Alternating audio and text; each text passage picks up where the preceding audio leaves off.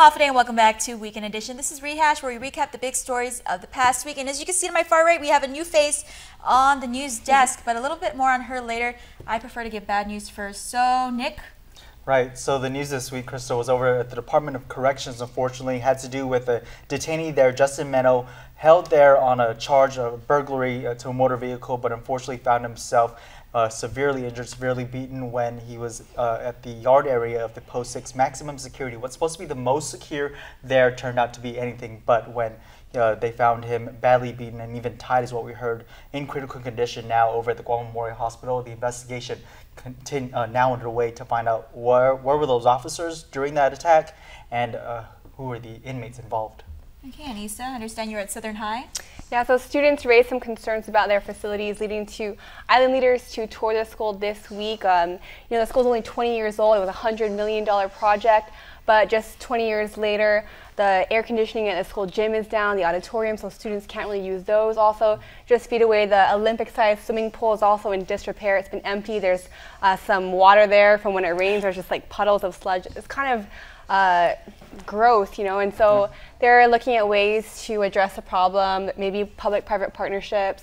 Also, students at Simon Sanchez High School are raising concern. So efforts have been underway for several years to rebuild Simon Sanchez and these other schools or repair them. But that another $100 million procurement has been locked in the procurement process. So we'll see where that goes. I know legislators have been discussing ways to push that project forward. So it's the contract that's keeping it held up. Myself, I covered more church issues.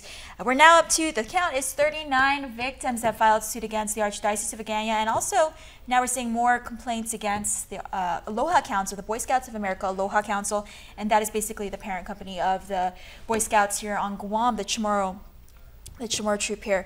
39 victims again, but what's most interesting was that we're getting more details about the sex abuse. And one individual, he'll only be identified as M.A., he's 53 years old. He's alleging Father Louis Brouillard was his abuser, but he's calling it an evil campaign. And I don't know if some of you are old enough, you're familiar with Johnston Theater in Tamuning.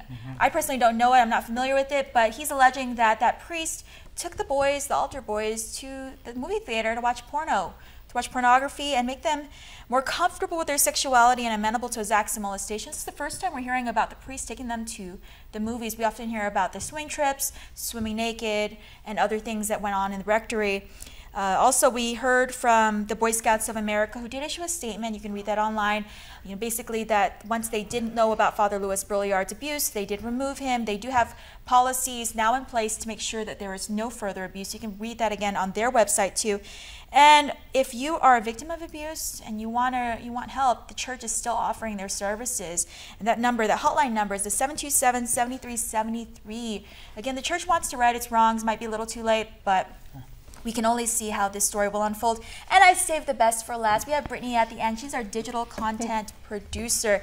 Brittany, what are you doing? Okay, so this week for KUAM Digital, we have another 360 video for Guam All Around, proudly presented by our friends at GVB. So this week we are taking you to Retidian Beach. So go ahead and check that out. It'll be on Facebook and YouTube.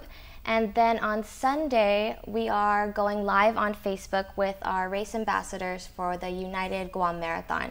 So you can follow us on Facebook, ask all your questions, and they will answer them live. Yeah, I thought my job was neat, but she gets to go to the beach. And she gets to give you this 360 access of all the places we love here on Guam. Especially, I noticed the statessiders are really enjoying that 360 view. If you have any stories you want to recommend for us here at the news desk, just email us at reporters@kuam.com.